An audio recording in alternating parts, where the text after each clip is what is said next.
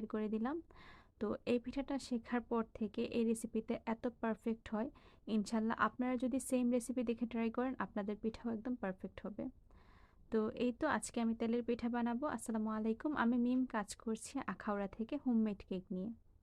প্রথমে এখানে ভেজানো আতপ চালের গুঁড়া নিয়ে নিলাম 4 কাপ পরিমাণ মতো, সাথে দিয়ে দিব 2 কাপ পরিমাণ মতো ময়দা। আপনি যদি পিঠাটাকে একদম সফট করে বানাতে চান তাহলে এখানে 2 কাপ পরিমাণ মতোই ময়দা দিবেন। আর যদি মনে করেন না একটু শক্ত হলে আপনাদের কাছে ভালো লাগে তাহলে আপনি এখানে আরও 1 কাপ পরিমাণ মতো চালের গুঁড়া বাড়িয়ে দিবেন। সাথে দিয়ে দিয়েছি পৌনে 1 কাপ পরিমাণ মতো চিনি। আর দিয়ে দিব 1 কাপ প্লাস 1/4 কাপ পরিমাণ মতো গুড়। এখানে আমি আখের গুড়টা মানে আপনার ঝোলা গুড়টা ব্যবহার করছি। আপনি চাইলে যে কোনো গুড় অথবা খেজুর গুড়কে অল্প একটু পানি দিয়ে এরকম ঘন করে জাল দিয়ে লিকুইড করে তারপরে ব্যবহার করতে পারেন। গুড় আর চিনি মিলিয়ে মোট 2 কাপ পরিমাণ মতো ব্যবহার করেছি। শুধুমাত্র গুড় দিয়ে পিঠা কিন্তু একদম পারফেক্ট হবে না, চেষ্টা করবেন গুড় এবং চিনি দুইটাই মিক্স করে দিতে। তো এইখানে আমি গরম পানি নিয়েছি। পানিটা মোটামুটি বেশ অনেকটাই গরম ছিল, তবে ফুটন্ত গরম পানি না। তো অল্প অল্প করে পানি দিব আর ব্যাটারটাকে মাখিয়ে নিতে হবে। কোনোভাবেই কিন্তু একসাথে অনেকগুলা পানি দিয়ে দেওয়া যাবে না। অল্প অল্প করে পানি দিয়ে ঠিক আমার দেখানো প্রসেস অনুসারেই কিন্তু ব্যাটারটাকে গুলিয়ে নিতে হবে।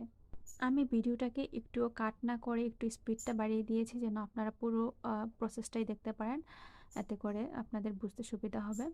ব্যাটারটাকে জাস্ট এইখানে যে মাখিয়ে নিচ্ছি এটা খুবই মেইন, খুবই ইম্পর্ট্যান্ট। তো চেষ্টা করবেন ভালোভাবে এইভাবে হাত দিয়ে মাখিয়ে নিতে, এতে করে ব্যাটারটা একদম স্মুথ হবে আর চিনির দানাগুলো একদম ভালো করে গলে যাবে, এতে করে কিন্তু পিঠাটাও সুন্দর হবে।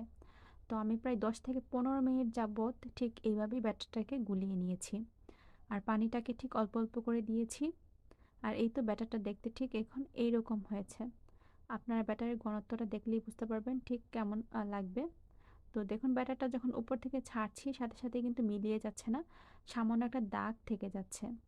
দেখুন চামচটা কেমন কুট হয়ে আছে, অনেক বেশি পাতলাও না আবার ঘনও না। তো যাই হোক, এইদিকে আমি অলরেডি তেল মিডিয়াম আঁচে গরম করে নিয়েছি। চুলার হিট কিন্তু অনেক বেশি বাড়িয়ে রাখা যাবে না, আবার একদম কমিয়েও রাখা যাবে না। মিডিয়াম আঁচে রেখে পিঠাগুলোকে ভেজে নিতে হবে। প্রথম পিঠাটা যেহেতু হতে চায় না তো এই ভিডিওটা আমি স্কিপ করেছি। তবে মাশাল্লাহ সেকেন্ড পিঠাটা কিন্তু খুব সুন্দর হয়েছে। তবে মজার বিষয় কি জানেন, যখনই আমি ভিডিওটা অন রেখে আমি পিঠাগুলো বানাচ্ছিলাম তখন আমার পিঠাগুলো একদমই আমার মন মতো হচ্ছিল না। পিঠাগুলো ঠিকঠাক হচ্ছিল, ভেতর থেকেও পারফেক্টলি কুক হচ্ছিল, ফুল ছিল, তবে আমি যেরকম চাচ্ছিলাম ঠিক ওই রকম হচ্ছিল না। তো যার কারণে আমি যখন ভিডিওটা অফ করে পিঠাগুলো আবার বানাতে যাই তখন আবার মাশাল্লাহ সুন্দর হচ্ছিল। তো ওইরকম একটা ভিডিও ক্লিপ